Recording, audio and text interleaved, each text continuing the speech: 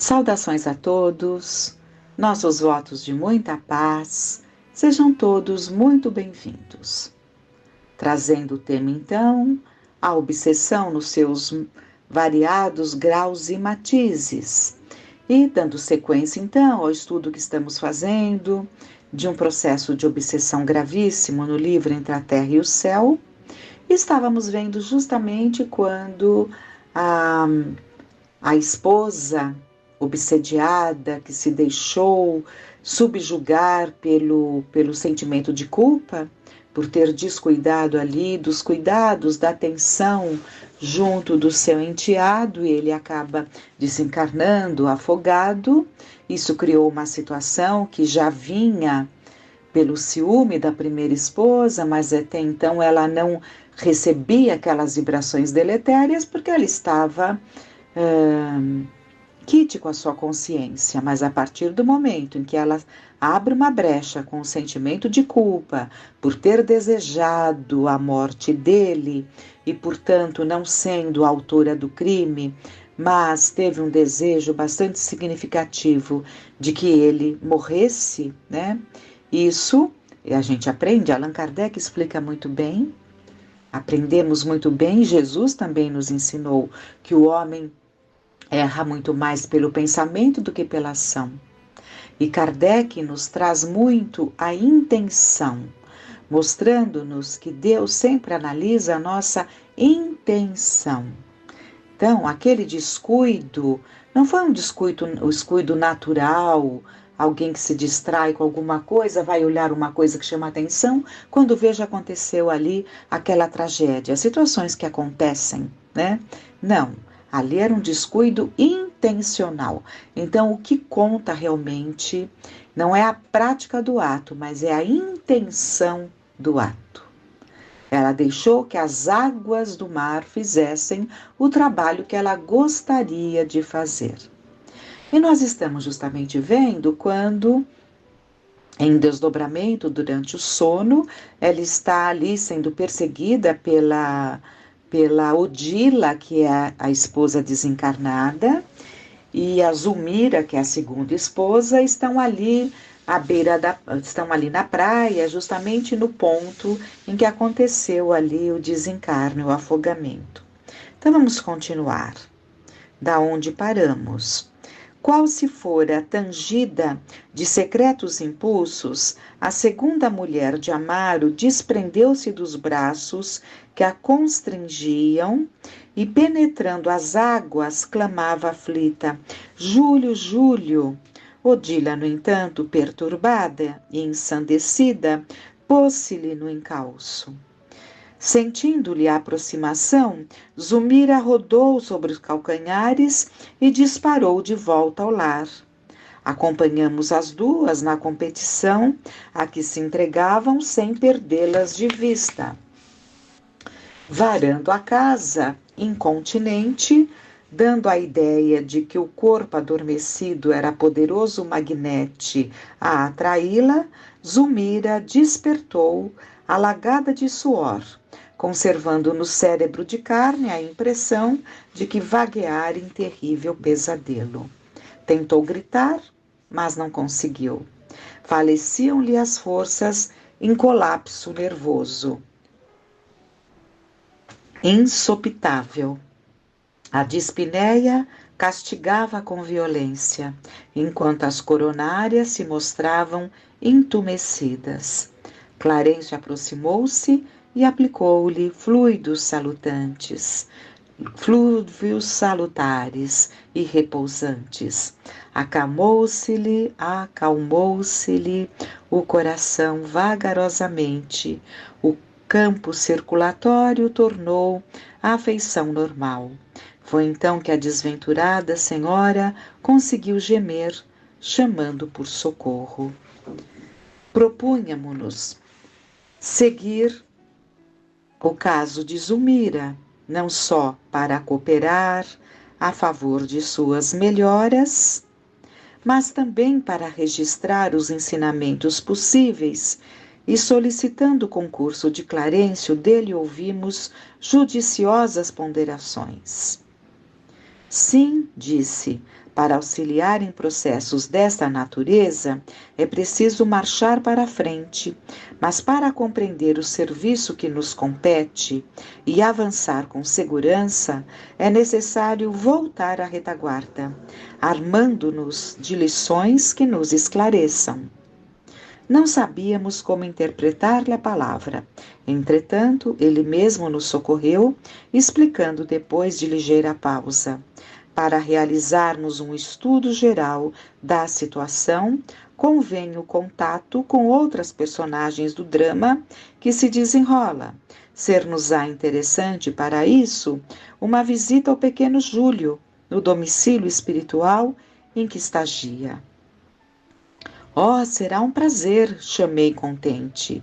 Poderíamos seguir agora? Perguntou Hilário, encantado. O ministro refletiu por segundos e observou.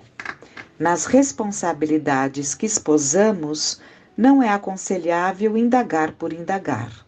Procuremos o objetivo, a utilidade e a colaboração no bem.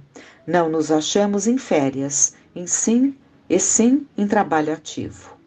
Pensou, pensou e aduziu.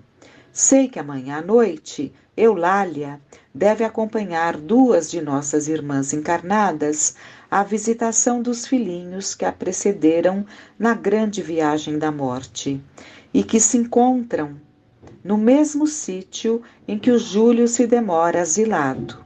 Poderemos substituir nossa cooperadora no serviço a fazer. Seguiremos em lugar dela, prestaremos assistência às nossas amigas e examinaremos a situação da criança.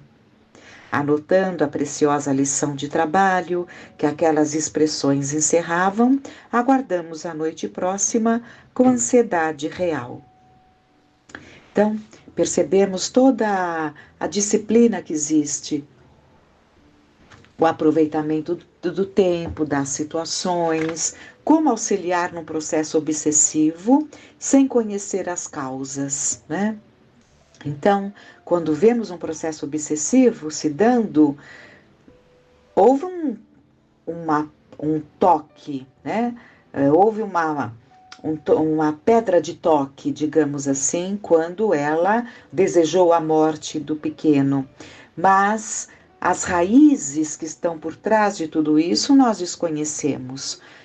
Clarencio diz ali, André Luiz, né, que precisava conhecer melhor todo esse entorno para poder compreender os porquês dessa situação, né? E vamos vendo aqui, então, que eles chegam, né, na hora aprazada, aliás.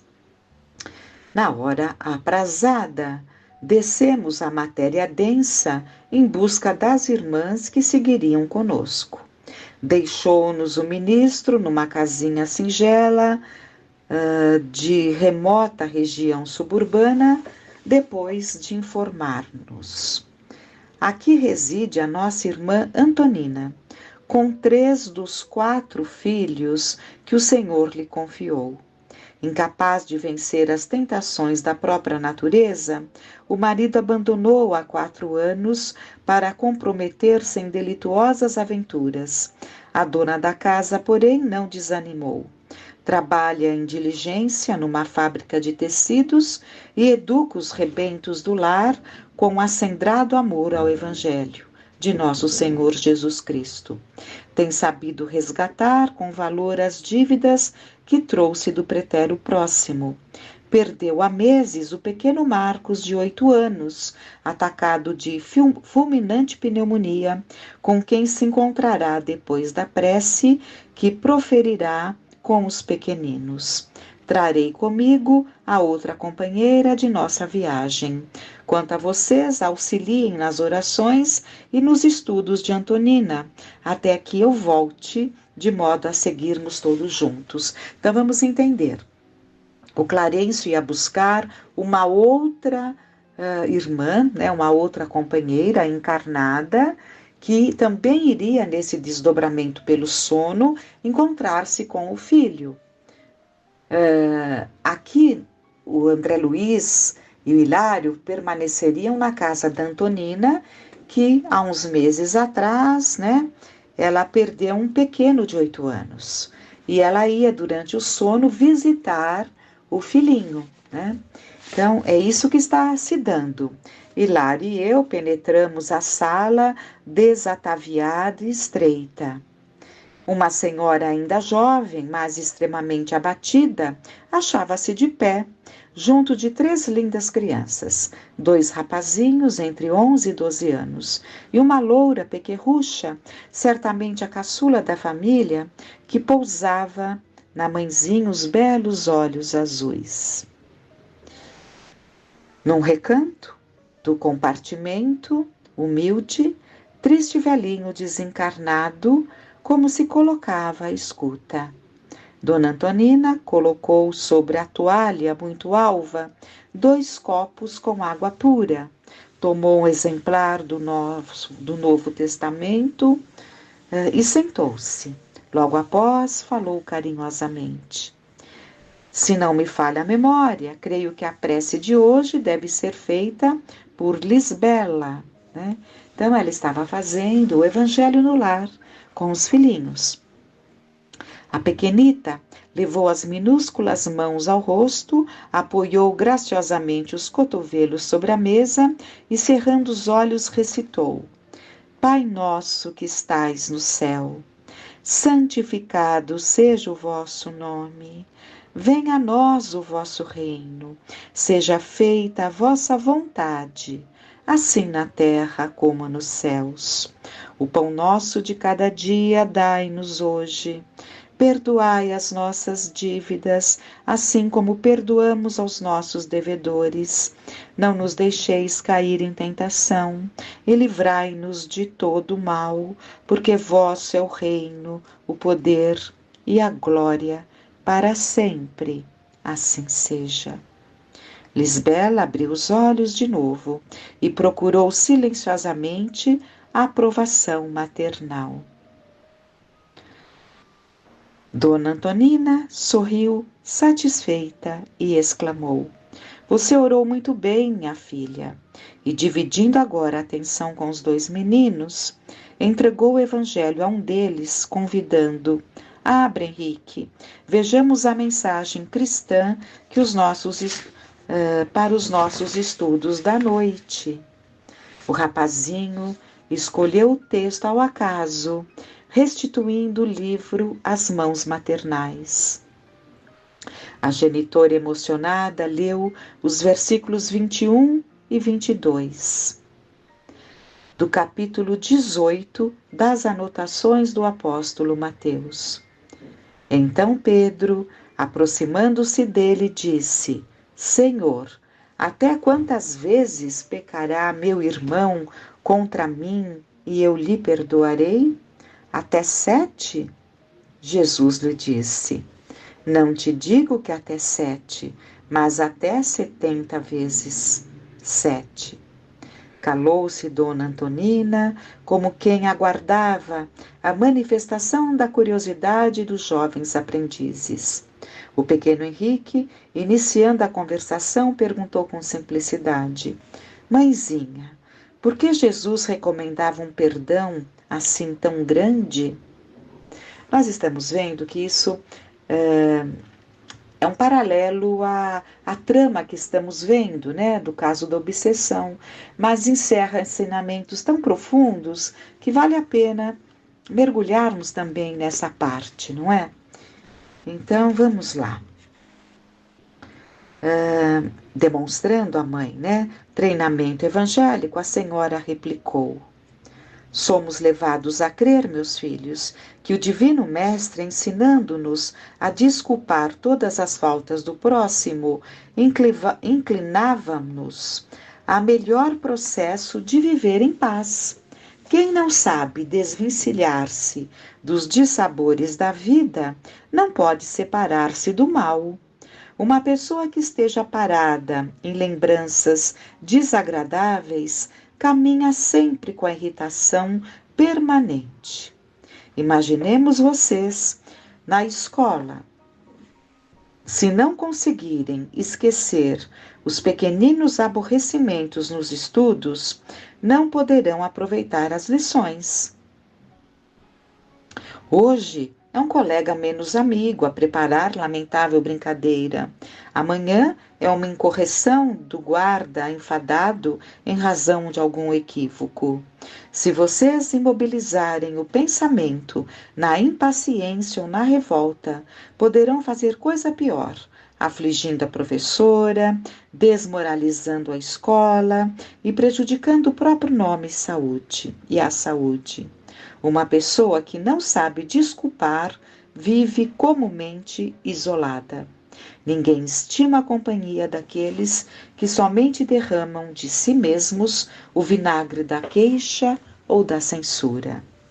Nesta altura do ensinamento, Dona Antonina fitou o primogênito e perguntou: Você, Haroldo, quando tem sede, preferiria beber a água escura de um cântaro recheado de lodo? Ah, isso não, replicou o mocinho muito sério. Escolherei água pura, cristalina. Assim somos também. Assim somos também. Tratando-se de nossas necessidades espirituais, a alma que não perdoa, retendo o mal consigo, assemelha-se ao vaso cheio de lama e fel. Não é coração que possa reconfortar o nosso. Não é alguém capaz de ajudar-nos a vencer nas dificuldades da vida. Se apresentamos nossa mágoa a um companheiro dessa espécie, quase sempre nossa mágoa fica maior. Por isso mesmo, Jesus aconselhava-nos a perdoar infinitamente, para que o amor em nosso espírito seja como o sol brilhando em casa limpa. Expressivo intervalo fez-se notar. O jovem Haroldo, de semblante apoquentado, interferiu, indagando: Mas a senhora crê, mãezinha, que devemos perdoar sempre? Como não, meu filho? Ainda mesmo quando a ofensa seja a pior de todas? Seja a pior de todas? Ainda assim. E observando inquieta, Dona Antonina acentuou: Por que tratas deste assunto com tamanha preocupação? Refiro-me ao papai, disse o menino algo triste. Papai abandonou-nos quando mais precisávamos dele. Seria justo esquecer o mal que nos fez? Meu filho, comentou a nobre mulher, não te detenhas neste problema. Por que alimentar rancor contra o homem que te deu a vida? Como condená-lo se não sabemos tudo o que lhe aconteceu? Seria realmente melhor para o nosso bem-estar se ele estivesse conosco, mas se devemos suportar a ausência dele, que os nossos melhores pensamentos o acompanhem. Teu pai, meu filho, com a permissão do céu, deu-te o corpo, em que aprendes a servir a Deus. Por este motivo, é credor do teu maior carinho, de teu maior carinho. Há serviços que não podemos pagar senão com amor. Nossa dívida para com os pais é dessa natureza. Recordando talvez que a família se achava num curso de formação cristã, a dona da casa acrescentou: Um dia, quando Moisés, o grande profeta, foi ao monte receber a revelação divina, uma das mais importantes determinações por ele ouvidas do céu, foi aquela em que a eterna bondade nos recomenda: honrarás teu pai e tua mãe. A lei enviada ao mundo não estabelece que devamos analisar a espécie de nossos pais, mas sim que nos cabe a obrigação de honrá-los com o nosso amoroso respeito, sejam eles quais forem. A reduzida assembleia recolhia as explicações de olhos fechados e iluminados. Haroldo mostrou-se Conformado, todavia, ainda ponderou: compreendo, mãezinha, o que a senhora quer dizer. Entretanto, se papai estivesse junto de nós, talvez Marcos não tivesse morrido. Teríamos o dinheiro suficiente para tratá-lo. Dona Antonina enxugou apressada as lágrimas que lhe caíram espontâneas ante a evocação do filhinho e continuou: seria um erro permitir a queda de nossa confiança no Pai Celestial. Marcos partiu ao encontro de Jesus porque Jesus o chamava. Nada lhe faltou. Rogo a vocês não darmos curso a qualquer ideia triste a respeito da memória do anjo que nos precedeu. Nossos pensamentos acompanham no além aqueles que amamos. Nesse ponto da conversação, Lisbela inquiriu graciosa: mãezinha, Marcos nos vê? Sim, minha filha, esclareceu Dona Antonina, emocionada. Ele nos ajuda em espírito, pedindo a Jesus forças e bênçãos para nós.